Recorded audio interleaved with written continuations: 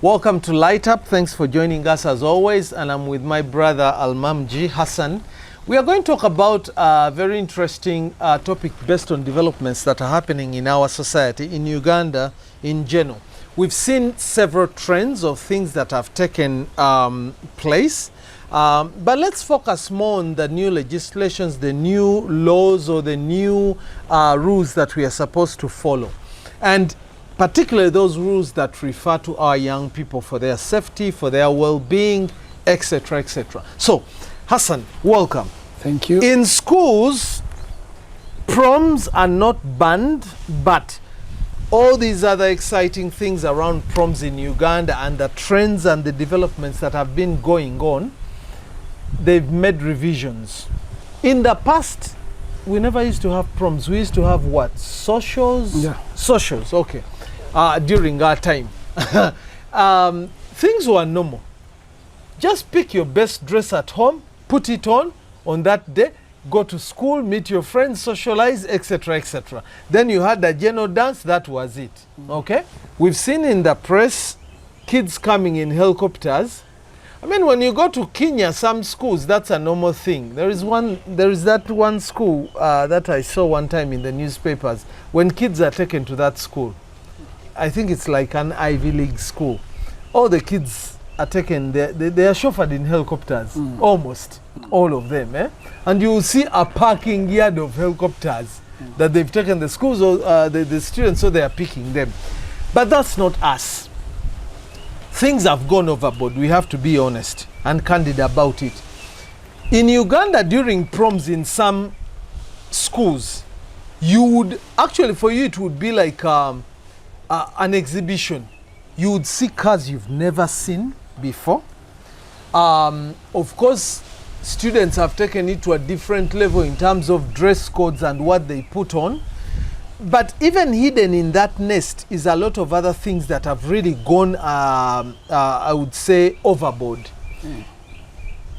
My son one time told me, and he kind of revealed this to me, but it's common knowledge that when proms are being organized, there are committees, students' committees and the like. To belong to those committees, you have to pay a certain fee. To be the prom king or the prom queen, that already attracts a very, very huge sum of money in millions of shillings. And of course, it's always too hyped. So usually when kids go home and the next time they're supposed to attend their prom, it's really a busy moment. But for the parents, most of the parents, I would say, it's a lot of pressure, you know? And for me, it comes down to one question. Where do we draw the line? And how do we stay within the norms and the rules? What would say this is okay? So what comes down now from government is to hand down rules. No more cars. These specialized cars, limousines, the Brabus, Mercedes, GL wagons, and all these other expensive cars, doesn't matter which type of brand. Then there are other rules when we go for school visitations. By the way, the visitations have also now been limited. Probably they are suggesting one visitation a term, no taking eats. So it means people from KFC who've been making a killing and cafe javas and the like, there is nothing wrong with their food, but they will not make extra money during this time because schools are not allowed now to take those extra meals, not taking food for the students when they go to visit them. Coming back to our society, on our roads, if a child is 1 to 5 years, they do not sit in the co-driver's seat. They're supposed to sit in the back. And if it's a younger toddler, they're supposed to have that child car seat well tucked in the car. Okay? We don't expect to see kids anymore sitting on the laps of their parents when it's the parent driving. Very ridiculous, unspeakable things. They all happen here in Uganda. We've seen them and we continue seeing them. So for me, the question I bring to you, and then I hand it over to you, is I'm worried about the inconsistency of these rules that are given to us. Very good rules, very good laws, but adhering and consistently enforcing these rules becomes a problem.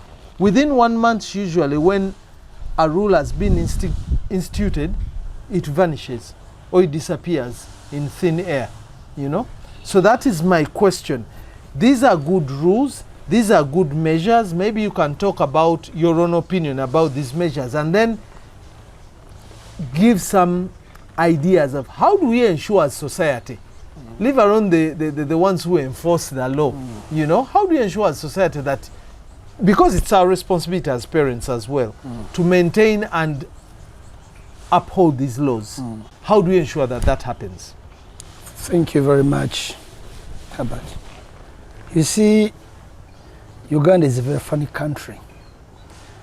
We have people who are in certain offices, but it's like this is something that came to them as a surprise, something that was not expected in their life. It was a jackpot. So at the end of the day, these guys or ladies... Jackpot getting into these offices? Yeah. Okay. They have to get approval. You know, someone comes and says, are you aware that I'm the head of this home? Are you aware that I'm the headmaster of this school? Are you aware that I'm the president of this country? That kind of thing. Are you aware that I'm the manager? You know, that I'm your HR, kind of. You don't need to ask me because you already know.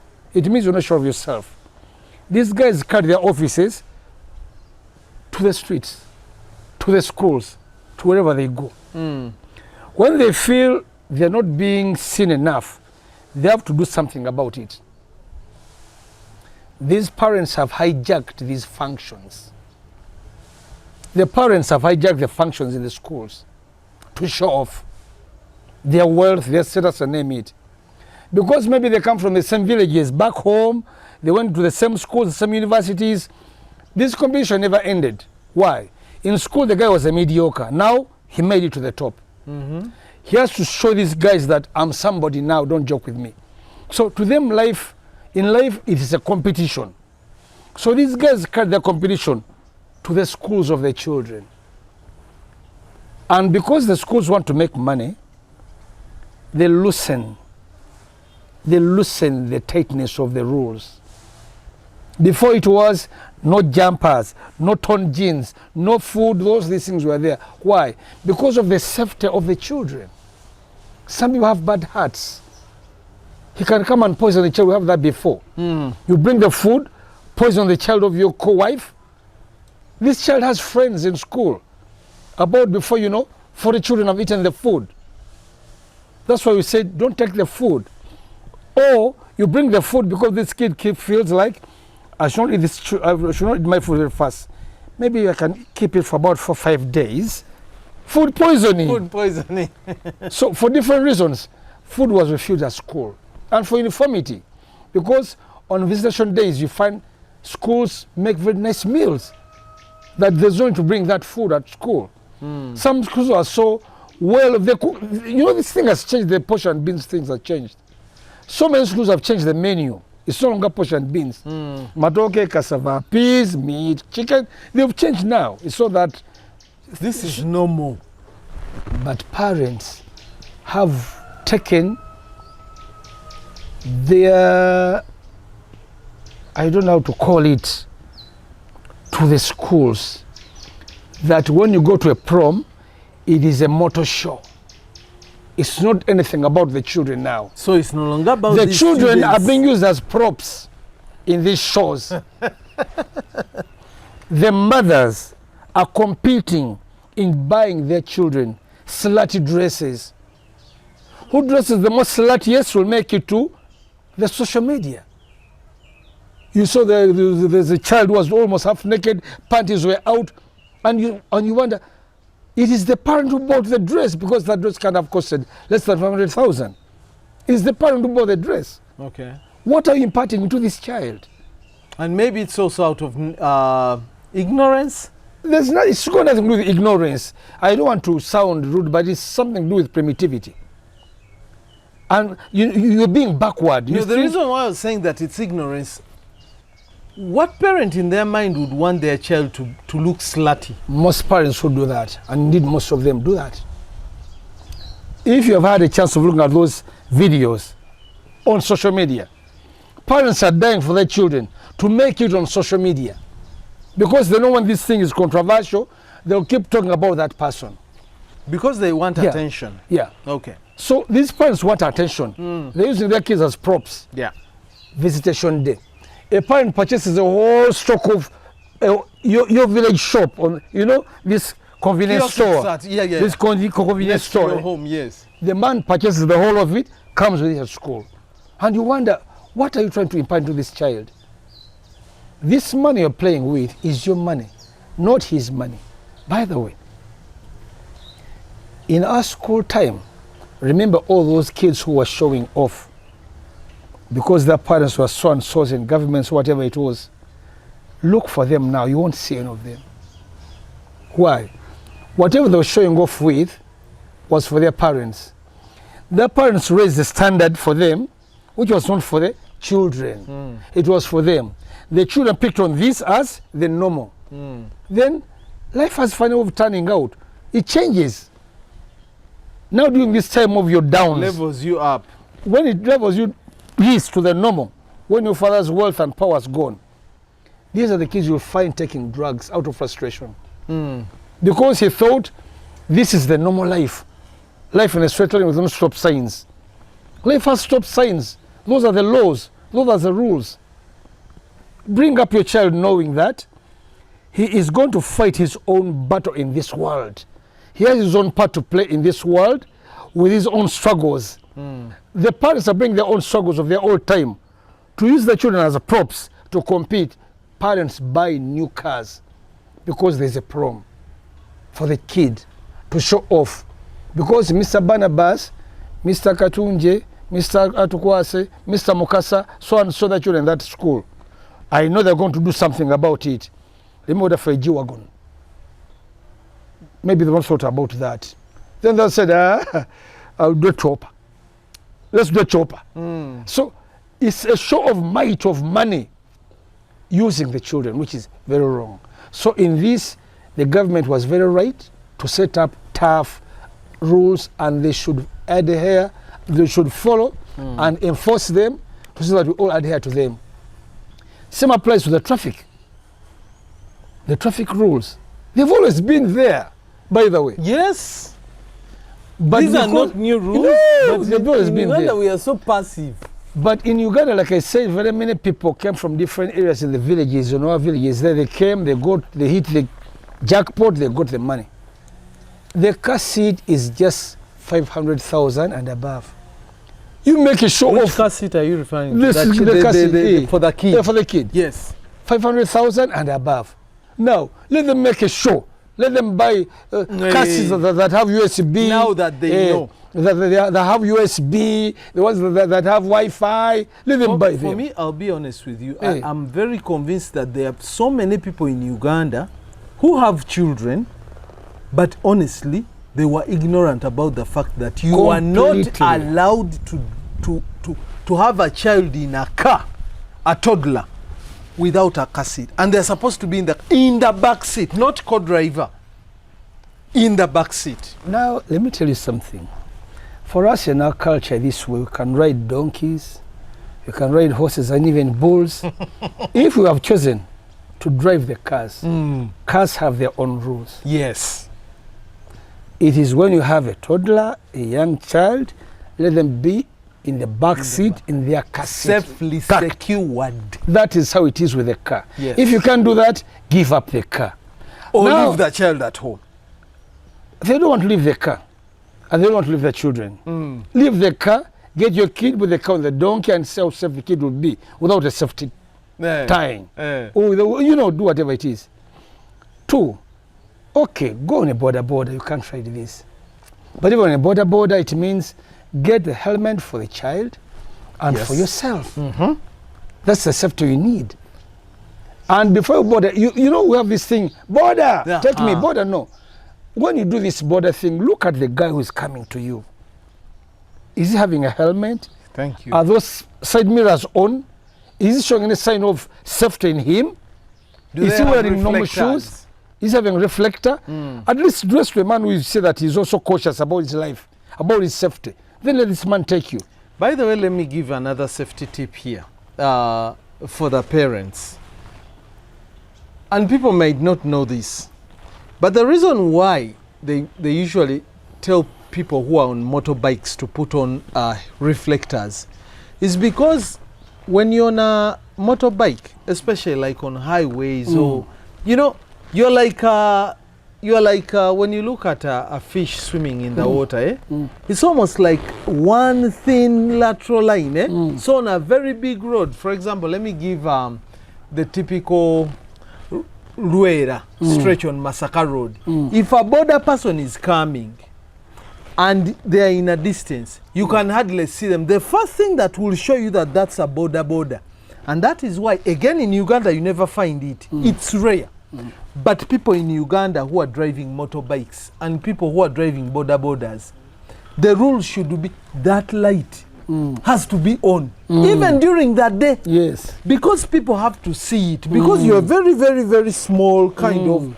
But people never. Now, when you sit on a border as a passenger, sitting in the back of this motor rider means that you've taken away the element of reflection. It means as a passenger, either your jacket or your backpack or your helmet should have a reflector line on it. Talk of the light, do you know that when it rains or it becomes foggy, every driver is supposed to have on his fog lights? That those cars that come from Europe, when it becomes foggy or it rains, automatically the lights switch on, automatically. Now let me ask as a naive person, as if I don't live in Uganda, do we have fog in Uganda? Yeah, we have it in Sometimes. mild form. But when it starts raining, when it gets dark, automatically lights have to be on. Yes. Now, talk about those rules. Talk about safety. We are requesting that people don't turn this into a fight. It is for their own good. Yeah. And also the police should know. For example, let the government be serious about certain things. Don't look at the cameras and say the cameras, they are not everywhere. But people should be, there should be sensitization. True. For people to know this thing, because very many people have not gone through driving schools. But they Out of cars. 100 border people, only one has a rider's permit. It means 99% have no idea of the rules on the road. They just learn as they go, which is very wrong. It's not Very, only wrong, it's very so dangerous. Like I said, cars don't cause accidents. It is the people, it's the reckless drivers that cause accidents. They don't know the rules. They don't respect the rules. That's why the police comes in to enforce. We are requesting that you said we are putting 40 or 30 kilometers per hour as a speed limit. Then they asked this officer, why? He said, you know, some of these places are school zones, hospital zones, mosque zone, church zones. How expensive is it to make a mark? I've seen this wherever I've traveled. If it's a school zone, they write school zone, this limit, in bold words. In bold words. Don't just write like a 30, hide it in a corner there, no. Say this is a school zone, so that people start knowing that whenever we reach a school zone, whenever we reach a trading center, it's supposed to be trading center. It is consistently clear. It is clear and bold, so that people don't have an excuse. Yes. But in Uganda, we shall leave it for the people to make some money out of it. I don't know why. Or let them tell every school to make that one for themselves, that school zone, speed limit for all school zones is 30 or 40, whatever it may be. Every school should mark its zone. And they say it's supposed to be, let's say, 50 meters distance. 50 this way, 50 this way, or whatever they choose. And mark it. You're talking Let them mark it. You're talking about this issue, but it also raises a concern of the different parties. Now let's talk about the authorities and also talk about us, the people. Although we are also on the other side, enforcing the rules and the regulations and whatever. And I just wanted to paint this picture. Talk about the negligence on part of the authorities. And I'll give a very recent, very unfortunate, very unfortunate incident where Rajiv Ruparelia lost his life. That as much as there was speeding, yes, but if the road was blocked. It doesn't matter. I think in a normal setting, there should have been telltale signs, lights, all these, what do they call, the neon signs and whatever, slow down, the road ahead is blocked and whatever. And you find this in other societies. Now, you cannot give me an excuse that if you put there a sign and after 3 months of dirt, because most of our roads have a lot of dirt, for some unknown reason, we are still live in a country where we cannot tame the silt. As cars are passing, they will splash all the dirt on these signs, and you will find a sign on the road. It's there, but you can no longer read it. It doesn't reflect, you know?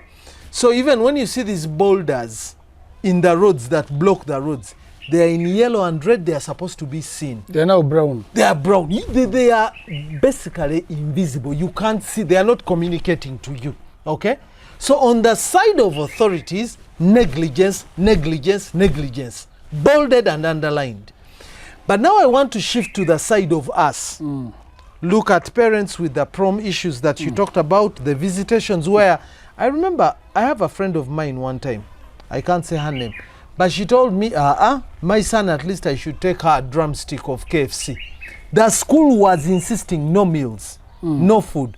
She put the drumstick in her gomas, in her chikondoro, and smuggled it in. Okay? Talk about parents, talk about us. Come to the cars where we're supposed to have kids in the back. I wonder at which point it can sink in us that it's for our own good to ensure that we obey the rules and follow them because the rules protect us. If I find a border who is putting on these nigginas, I can't take that border. It's my responsibility as a person who uses a border if I can afford, and I'm saying this well knowing, that for many Ugandans to tell them to invest 100,000 worth of a helmet, it's a lot. I understand that. But if the rules comes into enforcement, a border rider is a business person. They are supposed to have a passenger what? Helmet, like it's in Rwanda, right? So me, as a person, I cannot still claim, one, I'm not buying the helmet. Two, if I find a border rider with a helmet for me, and then I'm like, but me, that thing might give me skin diseases. For God's sake, take the responsibility of using a kavera or using these protective things that they use as in food industries and whatever, or the safe borders, they have those things, and put them in your bag. So that when you have to take that extra helmet, you put on your thing, you're protected, then you put it on. But you cannot be among the people to get on a border without a helmet when it's a rule. So for me, on the one hand, I'm looking at the authorities and their role to play, to consistently reinforce these roles and do what is right. But at the same time, we as parents, we as adults, we as the people who are supposed to show the young children the examples, we have to do what's right. The police, the duty of the police is to protect and serve. Police, that is government, is not supposed to get out of reinforcing the law. Yeah. Sensitizing the population about that. They should not get tired of that. But in Uganda, we don't give ample time to that. We don't. They'll talk about something on a TV program and they finish, and that's it. This should go on for about 90 days, that's 3 months. So that we are sure, at least the population is aware. Don't get on a border when the man is putting on nigina. You are supposed to respect your office, respect your safety by having a reflector, respect whatever it is, protect yourself. To the passenger, when we arrest the border and you are not, when we arrest the border man and you don't have a helmet, we don't arrest him, we arrest you. On your helmet, you are supposed to have that reflective thing at the back. Let those rules be told so that even examples are done. In Uganda, people believe in, we Africans, we say we have to first feel with our hands. We have to first go through something to learn how sweet or how bitter it is, that bitter pill. People will change. the parents, when you smuggle food in school, you go back with your child. Permanently? Permanently. When a child does A, B, C, D, you go back with your child so that the parents know this thing now is that bad. Because the parents, kids are there to follow what the parents tell them. What's the example is setting, smuggling a drumstick to a child in a gomis, sincerely? Well, you know, you're teaching this child that you can bend the law. No way. You're bending the law. This child is, you know, what these parents are doing, most of them, is showing the children a bad example. Yes. And that means we are not building citizens Very bad who are example. responsible. We are not building up the nation for tomorrow. Yeah. We are doing ours for tomorrow. That's why you see children these days. They want things yesterday. They are not patient. They don't have patience. Dad, there's prom, blah, blah, blah. Mom, there's prom. The kid is seeing you spend 10 million on a prom. I have a friend of mine who was, we were talking about this incident, which was all over the news in the papers, of a parent who was called at school when the school discovered the child had, I think, 50,000 shilling notes worth millions. 5 million. I think something it was like meant that to be pocket money, and then the parent was like, but I told him to take just a few notes of over 10,000. I told you the one of 10,000. Yes, and he bought the one of, oh no, oh no. And that was his response. It caused inflation in the school. This lady, when we were debating, she told me that, Herbert, financial literacy is a very important thing that we've failed to teach our children, and it's unfortunate, and it's really crippling us as a society. And even as the parents, we are suffering from it. So she told me something that was interesting. She told me, you see, for me, when I give my child money, say 100,000, that's your pocket money in the term, I'm very aware that because of a certain reason, A or B, this child might require more money. So she was telling me the first thing I always do is I tell this child that I need accountability of every penny you spend of that money. Not because I'm too nosy, but because I'm teaching my son to be responsible with money. But then she told me that also I always tell him the golden rule, that every time you get money, as a golden rule, save some of it. So yes, I've given you money and I know you're going to spend it. But I expect you, in terms of your expenditure, to tell me that at least I saved 20,000 of this money. And this is how I've spent the 80.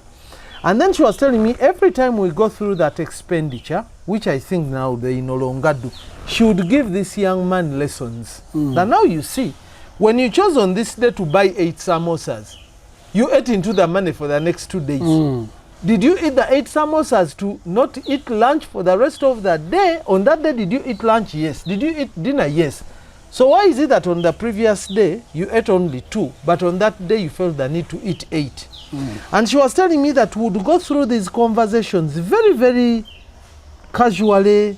We are not arguing. It's not a fight. But this child would understand that with the money comes responsibility. And I have to spend the money in a way that makes sense. And it's not because mommy can afford to give me 100,000, I can burn it and then ask for the next 100,000 or whatever.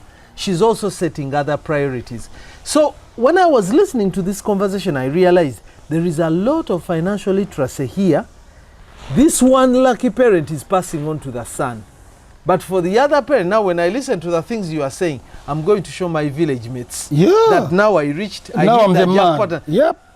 I don't see the child learning from that in any way. Now tell me, they showed us this elite prom. It was a motor show. Do you know what the children are saying? That is your conclusion, that it was a motor show. To them, they believe the success, how they gauge the parent's success, is how which powerful car you're driving. Not how many companies do you have. Not how big is your farm. No, the machine you've brought at school. So these kids have been brought up to believe in this materialistic, short, thank you. What are we breeding? You are not helping this child by showing off like that. You are spoiling the child and twisting his mind. You are poisoning his mind or her mind. That to show that you are well off, dress scantily, almost naked. Now you are the item. you're a religious man. How does Mother Mary dress? Uh-huh. How does Mother Teresa robes, dress? robes. Mother Teresa. You know, Mother Mary's been both Islam and your side. Mm. Even Mother Teresa, how does she dress? Does she skimpily? No. Okay, we've seen images of Jesus Christ. How was he dressing? Modestly. Why have we gotten this thing of dressing like thugs and dressing like sluts, and that is a way of a raised status? You have a higher status now. I think Package it and we say modern. parents need to style up. We need to look deep inside ourselves and reflect, what do we need for our children to have? Mm. What kind of children do we need for tomorrow? Yeah. Otherwise, short of that, we're in problems. I always say, ask this question: who is this person you're raising? You have to look at them and imagine the kind of world where they're supposed to grow. But as they are growing, your role is really to inculcate discipline, to inculcate understanding, to inculcate a deeper way to analyze things and to appreciate life in general. And as parents, I think it's our responsibility to play that part more by living exemplary lives. What do I mean by that? When you look at all these rules that they are trying to enforce in schools, of taking away cars from proms and all these other extravagant things and the like, it's your responsibility to really take a step back and think and say, how does my child benefit from this? It's so easy for you to say, no. If we can afford it and my family can do this and that and the other, how does that constitute a cutoff from my side? You know? And I think we can take a leaf from that and learn, because at the end of the day, children are not going to live in isolation. They are part of a society. But if we do not take care of them, then we are not really nurturing a better society. If we raise children who have high expectations, who think of the world in a different way, interpret it in a different way, then we are setting a standard that's going to be more chaotic. I think it helps for us as parents to, one, reinforce this understanding. Number two, show and live through examples. For example, if we look at the rules on the road where they are saying, don't litter, don't throw bottles out of your car. You know, you hardly see young people do that. It's adults who do that. Moreover, they are driving very expensive cars. And it really baffles you that what kind of a person who has been civilized, they are driving on a clean road and they throw plastic and all other types of rubbish out of the car, you know, us, the adults. So we instigate a lot of things that are unnecessary, and they don't build the kind of brand or society that we would want to see. We need to act right. We need to do the right thing. And we can have the excuse that we don't know, we are ignorant about some things, but then we need to educate ourselves about these things. For example, when a rule is reminded or instituted afresh, before you go out to resist it and to try to prove a point to God knows who, try and ask yourself, what is the ultimate benefit? If your child sits in the co-driver's seat when they are a toddler, that to me is you trying to attempt murder. Because that child can either be strangled by the seatbelt should you be in an accident, or if they are not restrained by a seatbelt, they'll go through the windscreen.